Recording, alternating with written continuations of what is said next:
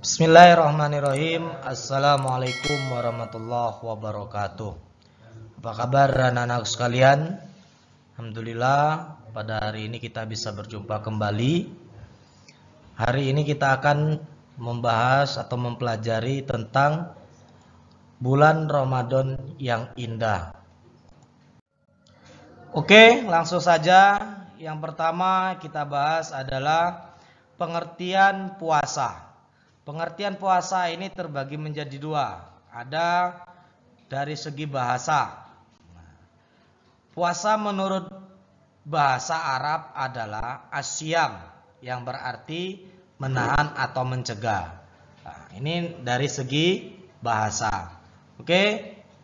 Dari segi istilah, ya, kita lihat puasa menurut istilah adalah menahan diri dari makan, minum, dan hal-hal yang membatalkan puasa, serta mengendalikan diri dari hawa nafsu mulai dari terbit fajar shidik sampai terbenamnya matahari.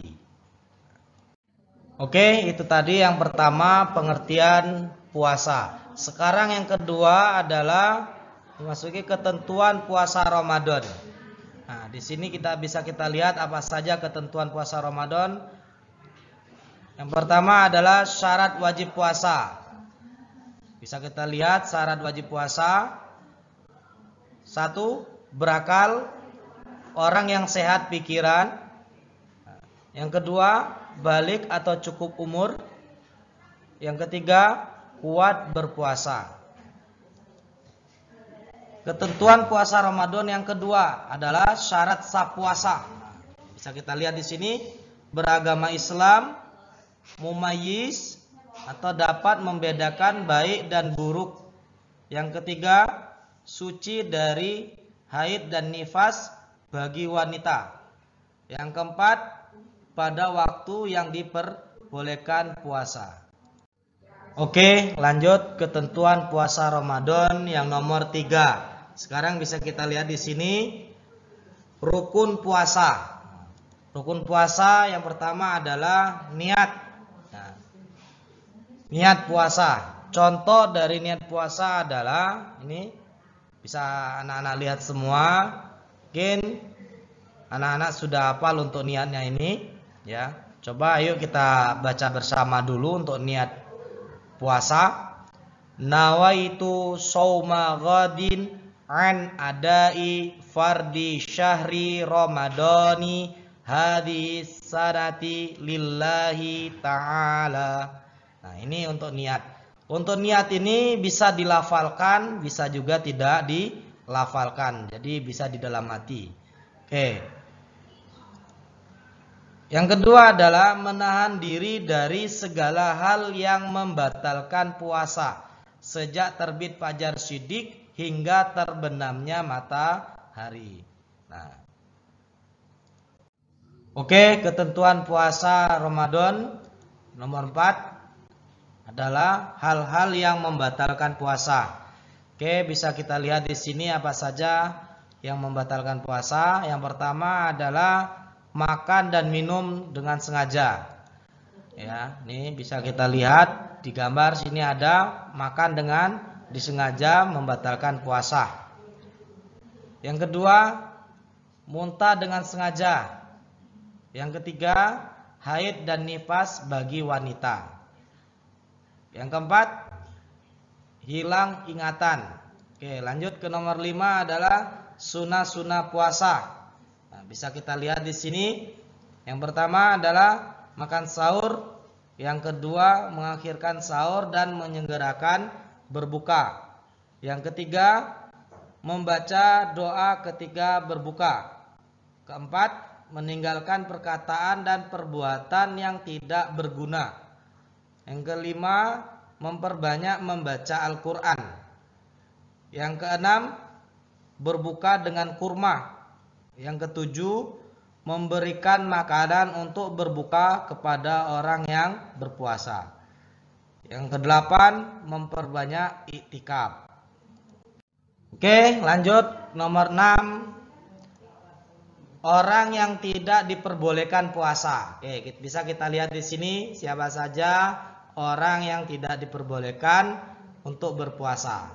Nah, ini bisa kita lihat. Yang pertama adalah orang yang sakit. Nah, orang yang sedang sakit parah itu tidak diperbolehkan untuk berpuasa. Yang kedua adalah musafir. Musafir itu yang bagaimana? Orang yang sedang bepergian jauh, misalkan dari Ponorogo pergi ke Sumatera Selatan, ke daerah Palembang, itu tidak diperbolehkan berpuasa. Boleh tidak berpuasa.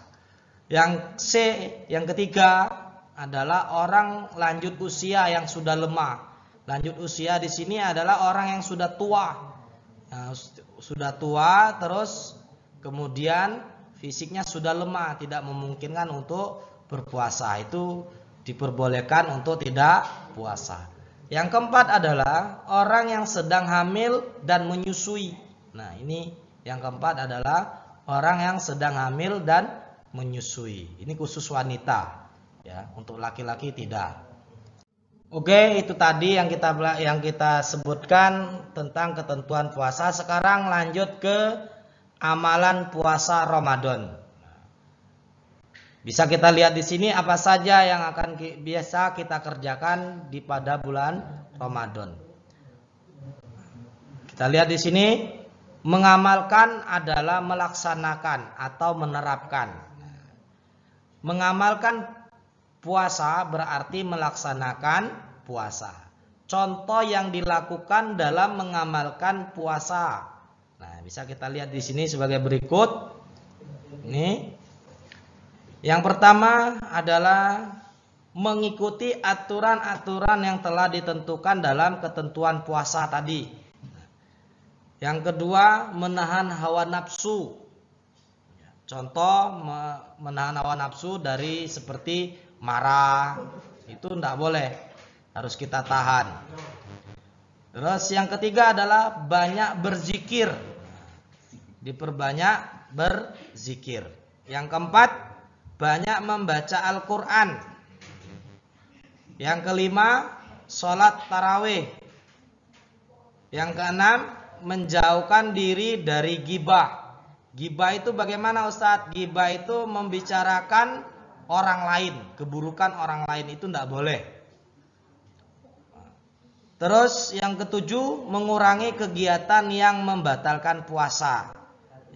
Mengurangi kegiatan yang membatalkan puasa. Contoh seperti olahraga berlebihan. Berlebihan sehingga hausnya kita nggak kuat untuk berpuasa, akhirnya minum. Nah, ini nggak boleh. Olahraga boleh, tapi sekedarnya saja, tidak berlebihan. Yang kedelapan adalah bersedekah. Nah, ini ada 8 yang bisa kita laksanakan di saat bulan Ramadan, di saat mengerjakan puasa di bulan Ramadan. Ini. Oke, setelah dari amalan di bulan Ramadan, sekarang kita lanjut ke hikmah puasa Ramadan. Apa saja hikmah di dalam puasa Ramadan? Bisa kita lihat di sini. Yang pertama adalah kuat memegang amanah. Yang kedua, mampu mengendalikan hawa nafsu. Yang ketiga, mampu mengendalikan diri. Yang keempat, peduli terhadap sesama, khususnya pada fakir miskin. Yang keempat, menumbuhkan rasa syukur kepada Allah Subhanahu wa taala. Oke, itu tadi yang setelah kita bahas. Sebelum kita akhiri, ini ada beberapa tugas untuk anak-anak sekalian. Langsung saja kita lihat di sini. Nah, soalnya, buatlah 5 soal dan jawaban dari pembahasan yang di atas. Maksudnya adalah nanti anak-anak bisa membuat soal sendiri dan dijawab sendiri. Sebanyak berapa Ustadz? Sebanyak 5 soal. Seperti itu. Nah, yang kedua, mengerjakan. Nah, kerjakan di buku tulis, ya, di buku tulis bersampul kuning. Oke, ini yang bisa kita sampaikan. Selamat mengerjakan dan terima kasih. Ustaz akhiri, assalamualaikum warahmatullahi wabarakatuh.